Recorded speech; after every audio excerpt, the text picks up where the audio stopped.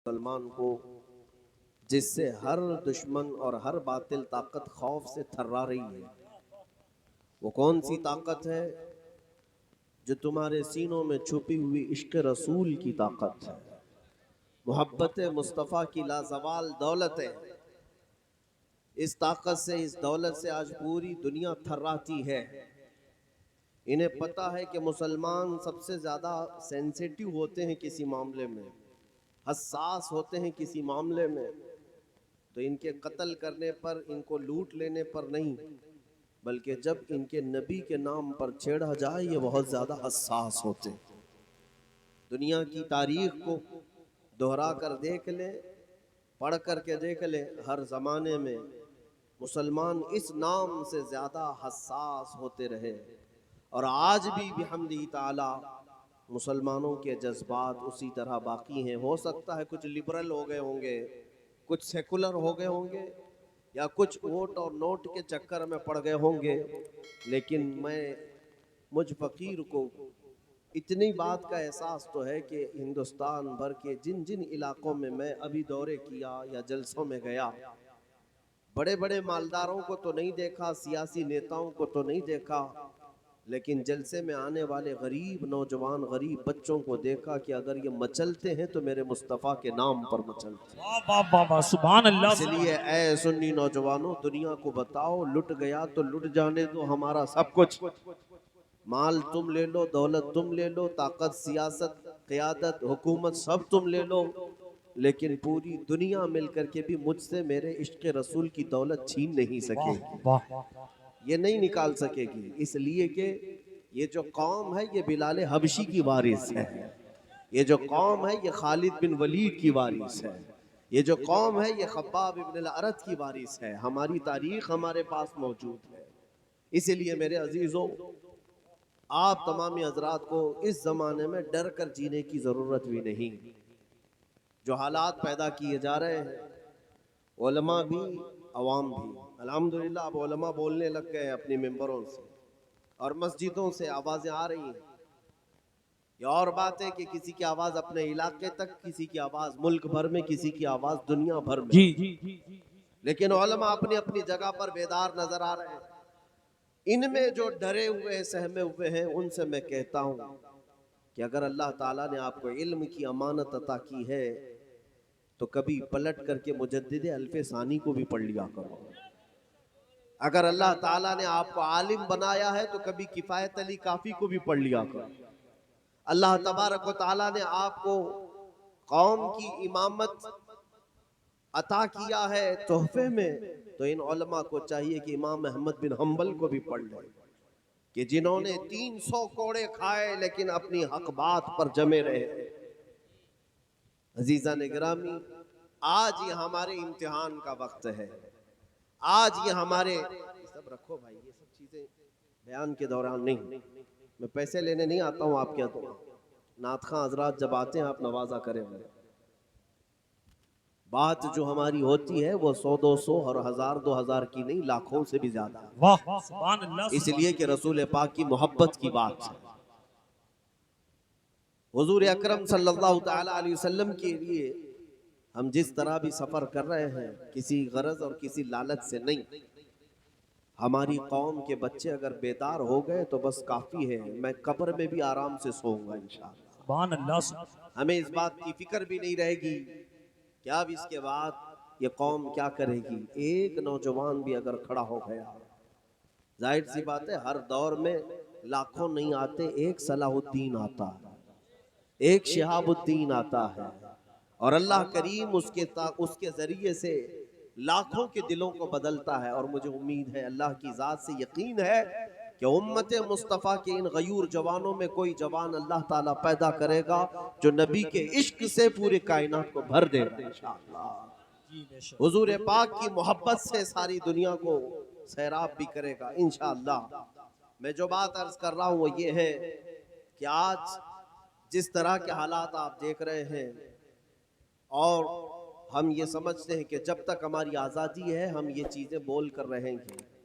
मेरे आका सल्लल्लाहु तआला अलैहि वसल्लम ने इरशाद फरमाया, इन्न अफ़ज़लल जिहादी कलिमतु हक़्क़िन इंद सुल्तानिल जाइर। सबसे अफजल जिहाद जालिम बादशाह के सामने हक बात का ऐलान करना, जालिमों के सामने हक बात का ऐलान करना, यह अफजल जिहाद है। उलमा को अल्लाह ने जुबान अता किया, या तुम्हारे अंदर बोलने की सलाहियत अल्लाह ने अता की है, तो जालिमों के खिलाफ आवाज उठाओ। जुल्म को सहना और जुल्म के साथ खामोश रहना भी जालिमों की अलामत है। आज जिस तरह के हालात पैदा किए जा रहे हैं, इस्लाम, मुसलमान, कुरान, रसूल, अल्लाह की जात को निशाना बनाना, और ये कीड़े मकोड़े ये समझते हैं कि इनके भौंकने से इस्लाम खत्म हो जाएगा। इस्लाम की फितरत में कुदरत ने वो लचक दी है, जितना ही दबाओगे उतना ही वो उभरेगा। और रहा मेरे मुस्तफ़ा करीम सल्लल्लाहु अलैहि वसल्लम की जिंदगी का मामला, उनकी सीरत तय्यबा ताहिरा का मामला, तुम्हारे भौंकने से कुछ नहीं होगा, रहेगा यूं ही उनका चर्चा रहेगा, यूं ही उनका चर्चा रहेगा। पड़े खाक हो जाएं जल जाने वाले, या रसूल अल्लाह तू घटाए से किसी के न घटा है न घटेगा, जब बढ़ाए तुझे अल्लाह ताला।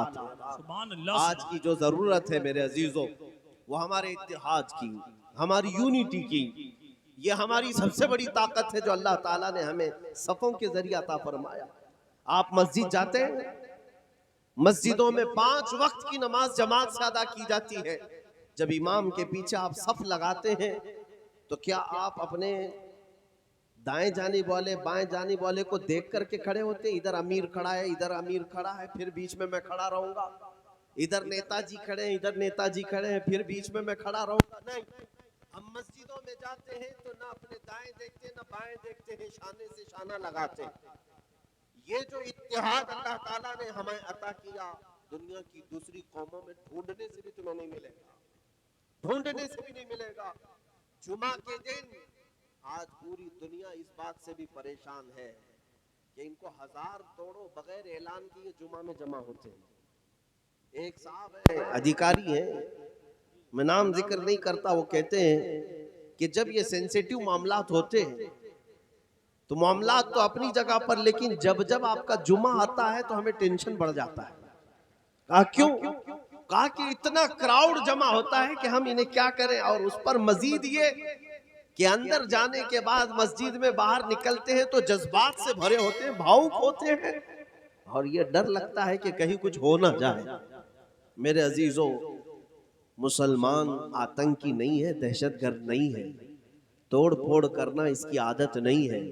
लेकिन एक मुहावरा मशहूर है, तुम किसी को छेड़ो मत, और अगर कोई छेड़े तो, ये तो दुनिया जानती है, दुनिया जानती है। एक जानवर को भी अगर आप जबरदस्ती छेड़ोगे तो पलटवार करता है। इंसान को तो इतना हक है डिफेंस का। अगर ये मुसलमान भावुक होते हैं, जज्बाती होते हैं, तो यूं ही नहीं बल्कि इनके करंट के तार को जब तुम छेड़ते हो, मेरे मुस्तफा की जात को जब तुम निशाना बनाते हो, तो ये बेकाबू होते हैं। तुम्हें पता नहीं हमारे नबी से हमारा रिश्ता क्या है। तुम ये समझते हो कि जैसे औरों के धार्मिक शख्सियात के साथ जैसा रिश्ता होता है वैसे मुसलमानों का होता है। नहीं मेरे अजीजों, हमारे नबी से हमारा रिश्ता वैसा नहीं है जैसे और लोग कभी इबादत भी कर लें और कभी तोड़ के खा भी लें अपने खुदा को। हमारा रिश्ता वो नहीं है कि कभी अपने खुदा के सामने झुक भी जाए और कभी उसको लात और हाथ से मार भी दे। नहीं, मुसलमान अपने नबी से रिश्ता जो रखता है वो ऐसा है कि मुस्तफा करीम की बात है तो हाथ और पैर नहीं, अपनी गर्दन भी कुर्बान करने को तैयार होता है। ये जाने हुजूर अकरम सल्लल्लाहु ताला अलैहि वसल्लम के नाम पर फिदा होती है और खुशी खुशी होती है। और यही तो बरेली के इमाम ने हमें सिखाया है। आला हज़रत फरमाते, करो तेरे नाम पे जा फिदा, न बस एक जा तो जहां फिदा, तो जहां से भी नहीं जी भरा, करूं क्या करोड़ों जहां से। सुभान अल्लाह। नारे तकबीर, नारे रिसालत, मसलके आला हजरत उलमाए अहले सुन्नत, अल्लामा मुफ्ती सलमान अजहरी साहब क़िबला जिंदाबाद जिंदाबाद। एक बात मैं तुम्हें अर्ज करता हूं मेरे अजीजों, तुम्हारे पास अब भी बहुत कुछ है। कौन कहता है कि तुम सबसे ज्यादा पिछड़े हुए हो? होंगे दुनियावी एतबार से, जाहिरी एतबार से। तुम्हारे पास एजुकेशन की कमी है, तुम्हारे पास मालो असबाब की कमी है, लोग ये कहते हैं गरीबी की सतह से नीचे ये लोग जीते हैं मुसलमान, इनके पास अब असबाब कुछ नहीं रह गए। लेकिन मैं फिर भी यकीन के साथ कहता हूँ, फिर भी यकीन के साथ कहता हूँ, हाँ बज़ाहिर हमारे पास गाड़ी घोड़ा नहीं, माल जायदाद नहीं, कपड़ा लत्ता नहीं, हुकूमत की कुर्सियां नहीं, सियासत और क़ियादत नहीं, लेकिन ऐ दुनिया वालों कान खोल कर सुन लो, अब भी हमारे पास नबी पर मर मिटने का जज्बा मौजूद है। मेरे नबी से मेरा रिश्ता कल भी था और आज भी है, बतला दो गुस्ताख नबी को गैरत सुन्नी जिंदा है, उन पे मर मिटने का जज्बा कल भी था और अपना सब कुछ गुंबद खजरा कल भी था। और ये वो दौलत है जो तुम्हें पूरी कायनात में मुमताज करती है, ये वो दौलत है जो तुम्हें सब कुछ लुट जाने के बाद भी ताकत फराहम करती है, तुम्हारे अंदर हौसला पैदा करती है। तुम्हें मालूम नहीं, तुम आस पास मत देखना कि कौन खड़ा है तुम्हारे साथ, इतनी बात याद रखना, कोई आए ना आए मोहम्मद रसूलुल्लाह मेरे साथ है और उनका खुदा मेरे साथ है। इससे बढ़ करके तुम्हारे पास तवक्कुल की और क्या दौलत होनी चाहिए। जब रसूल पाक की मोहब्बत में तुम फिदा हो तो इस बात का यकीन भी रखो कि दुनिया सब छोड़ दे मगर रसूल हमें नहीं छोड़ेंगे, हुजूर पाक सल्लल्लाहु अलैहि वसल्लम तुम्हें तन्हा नहीं छोड़ेंगे। ये और बात है कि इश्क और मोहब्बत में इम्तिहानात होते हैं, अगर कभी इम्तिहानात से गुजारा जाए तो डरना मत, इस इम्तिहान की कामयाबी पर मेरे आका तुम्हारे इंतजार में खड़े। क्योंकि अगर कोई ये सवाल करे कि फिर इमाम हुसैन को करबला में क्यों छोड़ दिया था, इमाम मुस्लिम को कूफा में क्यों छोड़ दिया था, मेरे अजीजों वो रसूलुल्लाह के घराने का इम्तिहान था। ऐसा नहीं कि तन्हा छोड़ दिया, ऐसा नहीं कि सैयदी इमाम हुसैन को करबला में यूं ही छोड़ दिया गया। मैं आपको बताता हूँ, रिवायतें ये भी बताती है, एक हजरत इमाम मुस्लिम है, वो कहते हैं मैंने ख्वाब में देखा 10वीं मुहर्रम से एक दिन पहले, मैं इस मौजू पर कह रहा हूँ कि हमको तन्हा हमारे आका नहीं छोड़ते। 10वीं मुहर्रम से एक दिन पहले हजरत इमाम मुस्लिम है, वो कहते मैंने ख्वाब में देखा एक बूढ़ी औरत, एक खातून है, पूरे हिजाब में है और झाड़ू लेकर मैदान झाड़ रही है। ये बुजुर्ग इमाम मुस्लिम कहते मैं करीब गया, कहा अम्मा जान ये क्यों झाड़ रही है, तो वो मुकम्मल हिजाब में थी, अपनी झाड़ू को उठाती और कहती हैं ऐ शख्स तुझे मालूम है मैं कौन हूँ, कहते हैं मैं नहीं पहचानता, वो कहती है मैं रसूलुल्लाह की लख्ते जिगर फातिमतुज ज़हरा, फातिमतुज ज़हरा ये मैदान क्यों झाड़ रही है, 9 मुहर्रम गुजर चुकी है। वो फरमाती हैं कि कल मेरा बेटा यहाँ शहीद होकर गिरेगा, मैं कंकरियां साफ कर रही हूँ कि उसके बदन को चुभने ना पाए। एक तो जालिमों की तरफ से दी जाने वाली अज़ियतें थी, लेकिन हुसैन आजम के साथ उनकी माँ भी है, उनके बाप भी हैं, उनके नाना भी हैं। ये इस बात के लिए मैं तुम्हारे सामने रख रहा हूँ कि दुनिया अगर तुम्हारी गर्दन पर तलवार रखती है तो ये दुनिया को दिखता है, लेकिन जिस वक्त हमारी शहादत होगी मेरे आका हमारे सामने मौजूद है। हुजूर अकरम सल्लल्लाहु अलैहि वसल्लम तन्हा नहीं छोड़ते। अजीज़ान गिराम वक़ार, इस बात के साथ जिया करो, डर करके नहीं, खौफ में नहीं। इमाम अहमद बिन हम्बल का नाम सुना है, 4 इमामों में से एक इमाम है, इनको कोड़े मार रहा था जल्लाद, इनको कोड़े मारे जा रहे थे, वक्त का जालिम खलीफा इन्हें गिरफ्तार करके एक फतवे की वजह से, हक बोलने की वजह से कोड़े मार रहा था, और दोनों हाथ जंजीरों में बंधे होते थे, पीठ नंगी, तहबंद पहने हुए हैं। कोड़े मारते गए तो तहबंद लुंगी खुलने लग गई। इमाम अहमद बिन हम्बल को जो कोड़े पड़ रहे थे, वो कोड़ा अगर हम में से एक को पड़ जाए तो चमड़ी निकल जाएगी, इतने सख्त किस्म के वो कोड़े होते थे। वो कोड़े खा रहे थे लेकिन रो नहीं रहे थे, लेकिन जब लुंगी तहबंद खुलने लगी तो आपके आंसू आ गए, रोने लगे। कहा क्या मैं आज बेसतर हो जाऊंगा, क्या मेरी लुंगी खुल जाएगी, क्योंकि दोनों हाथ जंजीरों से बंधे हैं। आपकी आंखों से आंसू आए। अचानक एक अजीब सा माजरा देखने को मिला, गैब से 2 हाथ पीछे से आए और अहमद बिन हम्बल की लुंगी को मजबूती से बांध दिया, तहबंद को बांध दिया। और फिर जब किसी 2 हाथों ने बांध दिया तो जो रो रहे थे वो मुस्कुरा पड़े। इमाम अहमद बिन हम्बल हंसने लग गए और जल्लाद से कहा तू अपना काम जारी रख। जो कोड़े मार रहा था वो अचानक रुक गया और पूछा कि अभी तो तुम्हारी तहबंद खुल रही थी और तुम रो रहे थे, अभी ये क्या बात है कि तुम्हारी तहबंद भी सही है और तुम हंस रहे हो? इमाम अहमद बिन हंबल ने कहा मुस्कुराकर, तुम अपना काम जारी रखो, जिसके लिए कोड़े खा रहा था वो आ गए। वाह वाह वाह, ये जिंदाबाद। बात याद रखे मेरे अजीजों, मुस्तफ़ा करीम की मोहब्बत में अगर थोड़ी मशक्कत भी उठाओगे तो मेरे आका तन्हा नहीं छोड़ेंगे, तुम्हारी इज्जतों में इजाफा होगा। सैयदना बिलाल हबशी को देखा, तारीख सुनी होगी, जिंदाबाद। मक्का के जालिमों ने उनके पैरों में रस्सी बांधकर पूरे मक्का की गलियों में खींचा है। उनकी नंगी पीठ पर अंगारे रखे जाते थे, कोयले, और उनकी पीठ की चर्बी गल जाती थी, अंगारे बुझते तो फिर दहकाए जाते थे। उनके सीने पर गरम सिल रखी जाती, रेत पर सुलाया जाता। क्या क्या नहीं किया गया बिलाल हबशी को। वही धर्म परिवर्तन करवाना था, वही मॉब लिंचिंग जो आज के कुत्ते कर रहे हैं, ये मक्का के जालिम भी किया करते थे। अबू जहल के जितने पट्टू थे ये मॉब लिंचिंग में बड़े मशहूर थे। आज के अबू जहल के भी पट्टू बहुत मॉब लिंचिंग को समझते हैं कि हमारी कामयाबी है। इंतजार करो, एक बिलाल हबशी को अगर बच्चों ने हमारे पढ़ लिया तो हर जगह से अल्लाहू अकबर की आवाज आएगी इंशाअल्लाह अज़ीज़। जब बिलाल हबशी रज़ी अल्लाह तआला अन्हु यहाँ से आजाद होकर मदीने पहुंचे तो फिर हालात क्या थे? 6 साल के बाद मक्का में तो मारे जाते, पीटे जाते, आग में सुलाए जाते, लेकिन हजरत अबू बकर सिद्दीक ने हजरत बिलाल को पैसे देकर खरीद कर आजाद किया, मेरे नबी की गुलामी में रख दिया।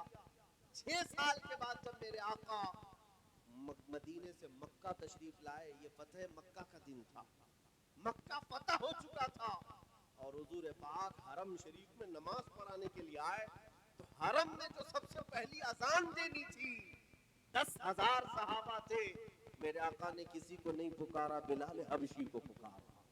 कहा ऐनल बिलाल, बिलाल कहाँ है? अरे वहाँ सिद्दीक अकबर भी है, फारूक आजम भी है, उस्मान गनी भी है, हैदर कर्रार भी है, अजिल्ला सहाबा है।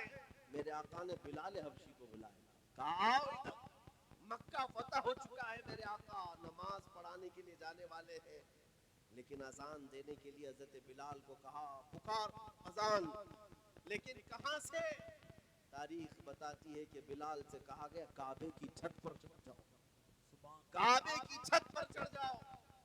जब हजरत बिलाल हबशी काबे की छत पर चढ़ करके अजान देने लगे, मेरे अजीजों इसमें हिकमत क्या थी?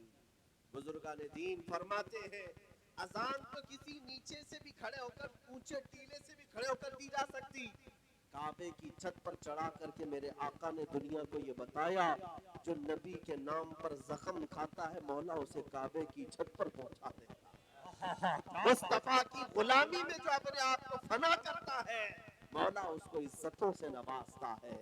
इसीलिए मेरे अजीजों, आज ये इस्लाम नगर, ये बदायूं का एक छोटा सा कस्बा, मैंने कभी यहाँ पर आज तक न गुजर किया, न यहाँ आपसे कभी मुलाकात की, पहली मर्तबा, लेकिन लोगों का ये शौक, लोगों की ये मोहब्बत, ऐसा लगता है सदियों से हमारे ताल्लुकात हैं, पहले से हमारे रिश्ते हैं। ये क्यों है?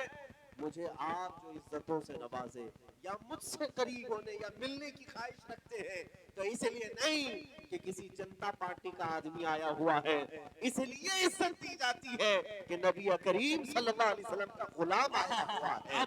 जब तक बिके न थे तो कोई पूछता न था, जब तक बिके न थे तो कोई पूछता न था, या रसूल अल्लाह तुमने खरीद कर हमें अनमोल कर दिया। नारे तकबीर, नारे रिसालत, मसलके आला हजरत, अजमत मजहबे इस्लाम, उलमाए अहले सुन्नत, सरजमीने इस्लाम नगर बदायूं शरीफ, जिंदाबाद जिंदाबाद। सुभान अल्लाह। ये जो इज्जतें मिलती हैं ये किसी और बात की नहीं, रसूलुल्लाह के कदमों से वाबस्ता होने की। अजीजा ने गिरामी, इस्लाम नगर ही नहीं, जिस इलाके में भी गया मेरे आका का फैज मुझे सामने नजर आया। सुभान अल्लाह। नबी करीम सल्लल्लाहु ताला अलैहि वसल्लम के लिए अगर किसी जगह से बैठ करके कुर्बानी देने की सिर्फ बात भी कर लो, अरे करना तो बहुत दूर की बात है। हुजूर के लिए मर मिटने का मकाम ये बाद में है। अगर तुम बात भी कर लो, अपने जज्बात में तैयारी भी कर लो, तो मेरे आका तुम्हें एजाज से नवाजते हैं। इतना दिया सरकार ने मुझको जितनी मेरी औकात नहीं, ये तो उनका करम है, वरना मुझ में तो ऐसी बात नहीं। इसलिए मेरे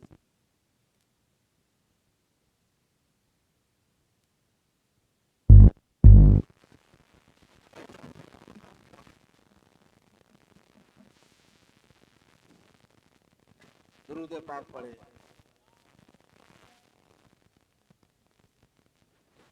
सुभान अल्लाह, सुभान अल्लाह, जिंदाबाद जिंदाबाद, माशाअल्लाह।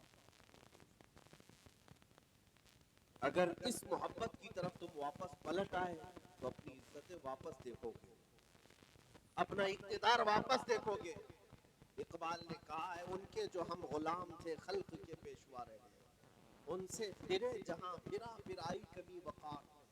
हमारा इलाज सिर्फ इतना ही है, हमें करनी है शहींशाह बता की रजा जोई। वो अपने हो गए तो रहमत परवरदिगार अपनी की, मोहम्मद से वफा तूने तो हम तेरे हैं। ये जहां चीज है क्या लौह कलम तेरे, बस हुजूर पाक से वफा करना सीख जाओ। नबी पाक की गुलामी में मर मिटने के लिए तैयार हो जाओ और मैदान में उतर जाओ। किस बात के लिए? लड़ने मरने के लिए नहीं, पहले तो अपने आप को बदलने के लिए तो उतर जाओ। अपने आप को चेंज तो करके दिखाओ दुनिया को। सच बताओ मेरे अजीजों, सच बताओ, तुम्हें अंदाजा भी नहीं कि दुश्मन तुमसे कितना खौफ खाता है। तुम्हें अंदाजा भी नहीं कि अल्लाह तबारक व तआला दुश्मनों के सीनों पर तुम्हारा रौब कैसे डालता है। बस तुम हुजूर की सुन्नतों पर आ जाओ एक बार, फिर देखना किसी लड़ाई की भी जरूरत नहीं, किसी जंग की भी। तुम्हारा चलना फिरना भी लोगों के लिए बड़ा मुश्किल हो जाए। आज इस बात से अंदाजा कर लो, इस बात से यहाँ पर हमारी कौम का हाल ये है, टूटे हुए हैं, बिखरे हुए हैं। कहने को तो 15% है ना, अभी 80 वर्सेस 20 का बड़ा नारा लग रहा था आपके यहाँ। 20% या पूरे हिंदुस्तान में अगर 14% 15% है आप, उसमें भी टूटे बिखरे हुए हैं।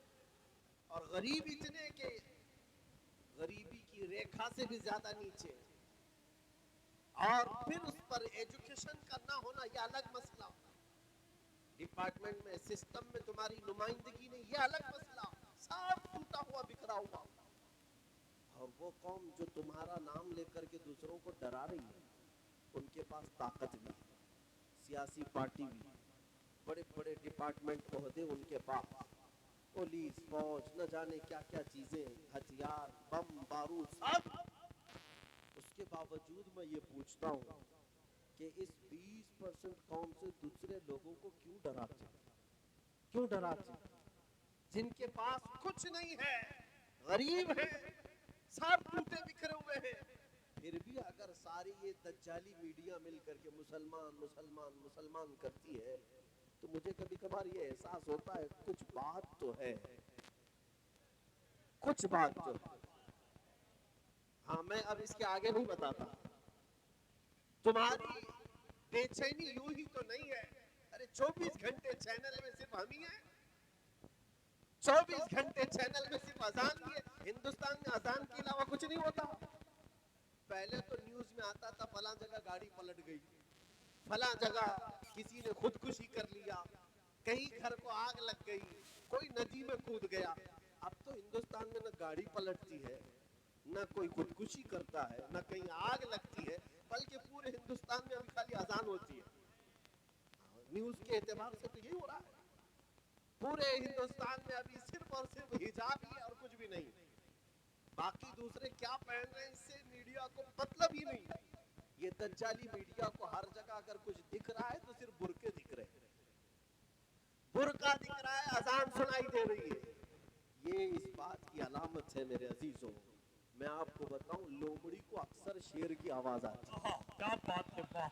शेर होता नहीं, शेर जंगल में ना भी हो तो लोमड़ी को सोते सोते भी शेर की आवाज आने लगती है और बार बार अपनी बिरादरी में गुस्सा करती रहती है, ये शेर हर वक्त हारता क्यों है?